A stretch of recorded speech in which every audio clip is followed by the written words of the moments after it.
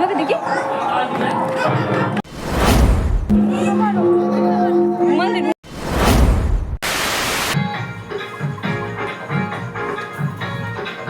এটা হলো পুজোর কালী পুজোর দ্বিতীয় দিন। আমি যেহেতু বলেছিলাম যে প্রথম দিনে আমাদের দিনটা খুবই খারাপ গেছিলো, খুব একটা বাজে ঘটনা ঘটেছিল, তো আমরা সেই দিনকে ঘুরতে যেতে পারিনি। তো আমরা সেকেন্ড দিন ঘুরতে যাবো বলে তিনজনে রেডি হয়েছি, সেম জামা পরেছি, কেননা ওই দিন আমরা এই কাপড় পরে কোথাওই যেতে পারিনি, তো সো এই জন্যই আমরা এটা পরেছি। আর সেই দিনই খুব বাজে একটা ঘটনা ঘটে গিয়েছিল। আমরা যাচ্ছি ভূতের প্যান্ডেল দেখতে, দেখি কতটা ভয়ঙ্কর হয়। চলো। তো আমরা গিয়েছিলাম একটি ভূতের প্যান্ডেল দেখতে, যেমনটা তোমরা শুনলে তেমনই।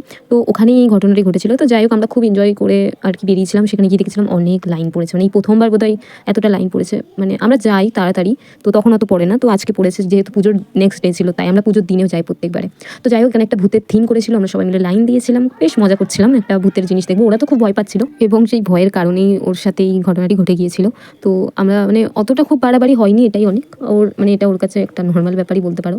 তো ওর একটা প্রবলেম রয়েছে, যার কারণে ওটা হয়েছে। এখন তোমরা প্যান্ডেলটা দেখো।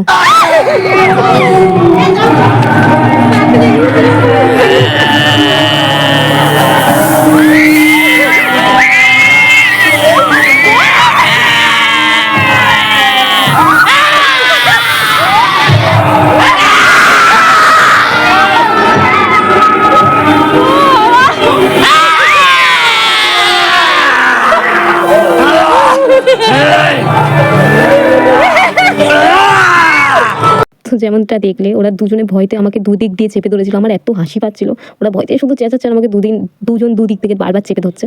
আর এই ভয়ের কারণে মানে আমাকে ধরতে গিয়ে ওর না সামান্য রক্ত বেরিয়ে যায়। তো যাই হোক, এটার ভয়ের কিছু নেই। এরপরে আমরা চলে যাই ঘরে, এবং ঘরে গিয়ে আমাকে আবারও মামার বাড়িতে যেতে হয়। তো ব্যাস, আজকে এইটুকুই, বাই বাই।